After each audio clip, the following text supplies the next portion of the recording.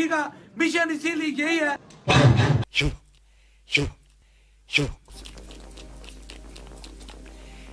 कुछ अरसा कबल आपको नासिर मदनी की पिटाई का वाकया तो याद ही होगा।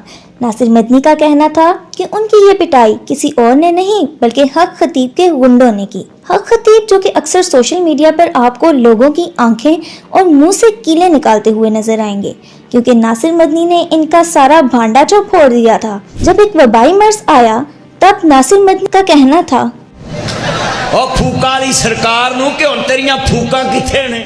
इसी तरह और भी काफी बातें की जिस पर सरकार को ये बात पसंद ना आई और नासिर मदनी के साथ ये सब कुछ हो गया। लेकिन हक खतीब और नासिर मदनी के बीच मामला तह पा गए और दोनों ने अपनी दुकान चलाने के लिए सुलह कर ली।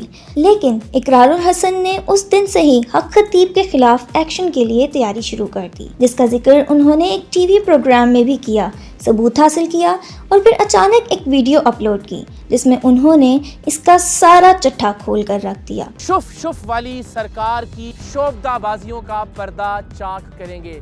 हक खतीब एक बहुत मजबूत और पावरफुल इंसान है। इसकी वीडियोस में जो भी मरीज नजर आते हैं वो सब प्लांटेड होते हैं। अगर आप हक खतीब के पेज पर भी चेक करेंगे तो ये शख्स जो आपको स्क्रीन पर नजर आ रहा है, इसके इंटरव्यू करने का अंदाज और गुफ्तगू से साफ जाहिर होता है कि ये एक जानिबदार गुफ्तगू कर रहा है। हक खतीब जो कि एक शुभ से मरीजों को व्हील चेयर से उठा देते हैं, अपनी सोशल मीडिया वीडियोस में ये मरीज हकीकत में नहीं बल्कि इनके अपने ही प्लांटेड होते हैं, जिसकी शवाहिद कई बार इकरारुल हसन दे चुके हैं।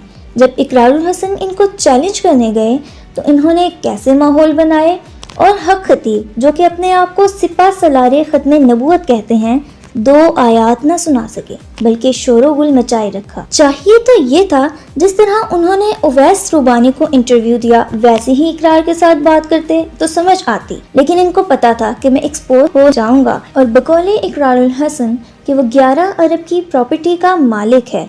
इनके जवाब में ये शख्स जिसका जिक्र पहले भी किया है, ये साहब एक इंटरव्यू करते हैं जिसमें फरमाते हैं कि ये सब गिफ्टेड हैं, लेकिन इस तहरीर को स्क्रीन पर नहीं दिखाया जाता बल्कि खुद ही पढ़कर सुनाया जाता है और जब थोड़ी बहुत हिम्मत की जाती है दिखाने की तो मौसूफ इसके आगे हाथ रख लेते हैं कहीं नजर ही ना आ जाए। ये और इन जैसे और डोंगीबाज सरजमीने पाकिस्तान पर मौजूद हैं, लेकिन इनको उरूज बख्शने वाले भी तो पाकिस्तानी अवाम ही हैं जो इनके पीछे चली जाती है। इन जैसे फ्रॉडी पीरों की वजह से दरगाहों और औलिया के खिलाफ जहर उगलने वालों को मजीद मौका मिल जाता है। मौसूफ फरमाते हैं, मुझे 2 अरब की ऑफर हुई। मैं जब कनाडा में गया उससे कबल ये अरबों रुपए की ऑफर की गई। इनसे पूछा जाए किस बात के 2 अरब, खत्मे नबूवत के हवाले से 2 आयात तो आपको आती नहीं, ऑफर्स किस चीज के लिए हुई। यहाँ तक कि इकरारुल हसन ने इनको बहुत ऑफर कर दी कि आप नमाज सुना दें, मैं आपका पीछा छोड़ दूंगा, लेकिन मौसूफ याद करके भी नमाज न सुना सके। और अब बात करते हैं उस तुर्क यूट्यूबर की जिसने अपने खुफिया कैमरे से इस शख्स का प्लांटेड मरीजों का भांडा फोड़ दिया। खातून जो आपको स्क्रीन पर नजर आ रही हैं, ये पहले यहाँ पर आकर खड़ी हो गईं, जबकि बाकी मरीज नीचे लाइन पर लगे हुए थे। फिर अचानक से लाइन के शुरू में आ गईं और फिर साहिब शहरियार को बुलाते रहे जो कि इनकी शुबदाबाजियों की वीडियो बनाकर वायरल करता है। पहले तो मौसूफ के कैमरामैन ही नहीं मिल रहे थे और जब मिल गए तब इनका ढोंग देखिए। कहाँ से आई हो?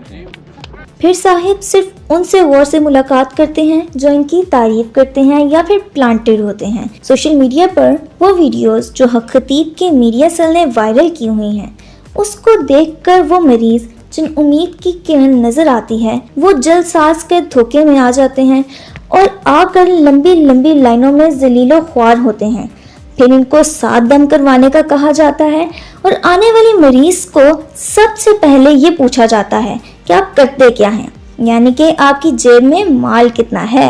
उसके पेशे से उसके माल का हिसाब लगा लिया जाता है और उसको उसी हिसाब से ट्रीट किया जाता है। और हक खतीब की करर सीधा के आस्थाने के अंदरूनी मनाजिर के मुताबिक ये अंदाज़ा लगाया जा सकता है कि माल कहीं ना कहीं से तो आ रहा है।